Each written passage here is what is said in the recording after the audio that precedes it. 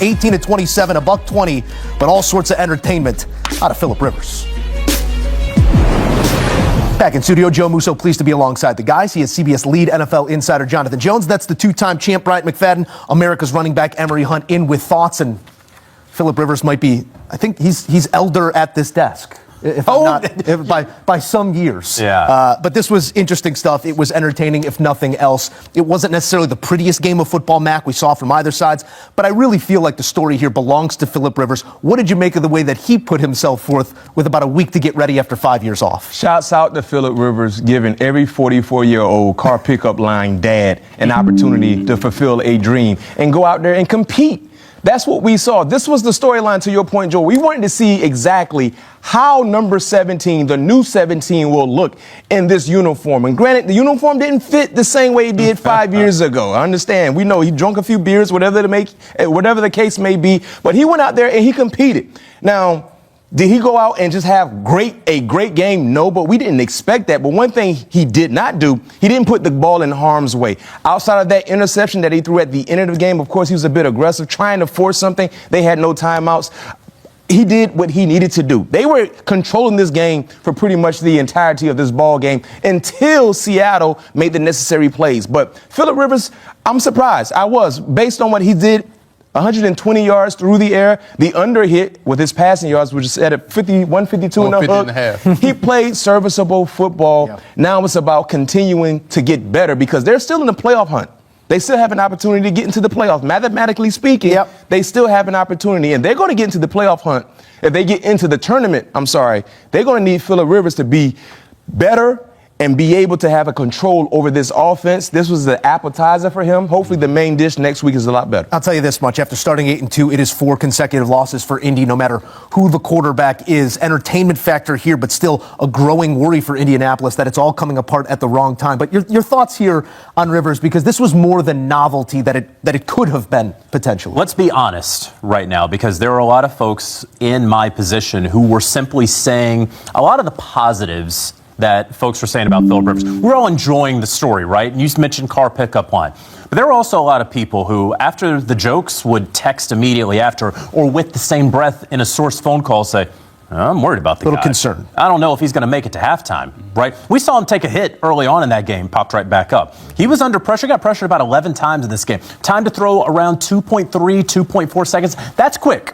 Right, but we knew it had to be quick. We knew that he does not have any mobility. He didn't have it 5 years ago, didn't have it 8 years ago, certainly wasn't going to have it today against a very hungry Seattle Seahawks defense, against a defense led by Mike McDonald, who will scheme up just about anything on you, right? It was disguising everything, and we saw how many times, Emery, Philip Rivers audibly checking into different things, what he saw defensively. And so he almost had the game-winning drive.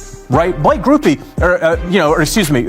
making that kick from 60 yards, almost had the game-winning drive. Unfortunately, left a little too much time, and it was a great job by the Seattle Seahawks of time management. But credit Philip Rivers, because there are a lot of people who know ball, a lot of people in today's NFL, coaches and executives, who did not think that Philip Rivers was going to make it through this game, much less basically have a game-winning drive in Seattle against that defense. He had that. Defense didn't hold up its end of the bargain there at the end of the game. We always talk about do your 111, and he did his 111, right? Because you saw the ball after the first hit, the ball came out quickly. He dumped it off to Jonathan Taylor. They couldn't really get a good hit on him after that first hit. That's when the mind starts to play the game itself. He was like, okay, if I could just check it down to my guys. And he had one throw that was where the receiver just didn't see it. It would have been a touchdown. That would have been the long touchdown throw for Philip Rivers. But the fact that he kept this offense on pace, kept this offense moving the ball down the field.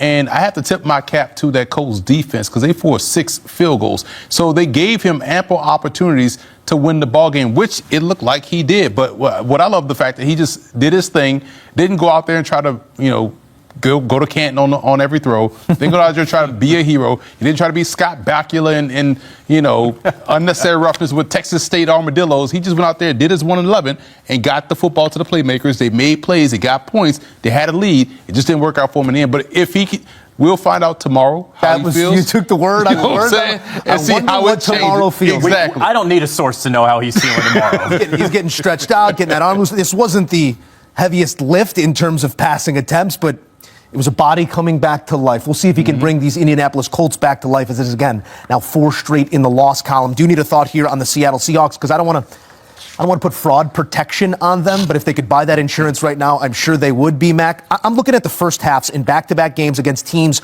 you're not just supposed to beat. You're supposed to take care of handedly. 6 points, 2 field goals against Atlanta, 6 points, 2 field goals here against the Indianapolis Colts. They are slow starts, and this one continued into the second half. What are you seeing from Seattle's offense?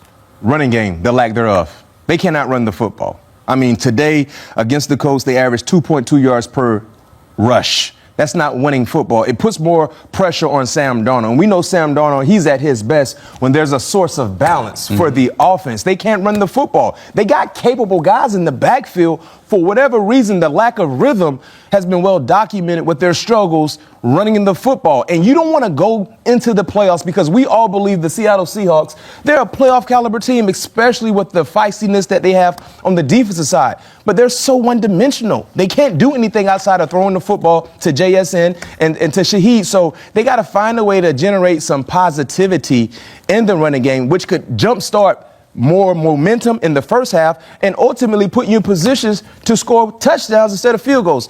That is the one issue with teams that settle for field goals, the inability to run the football in the red zone. Because if you can't run it in between the 20s, you can't run it when the field's shrinkins. And that's what we're seeing. So let's see, can they get back to the drawing board to be better?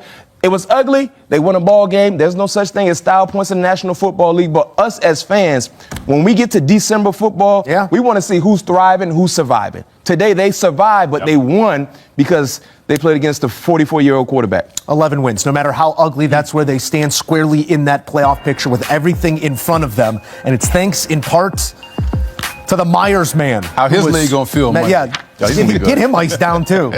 Six times against the Colts, the answer. Jason Myers had to be perfect.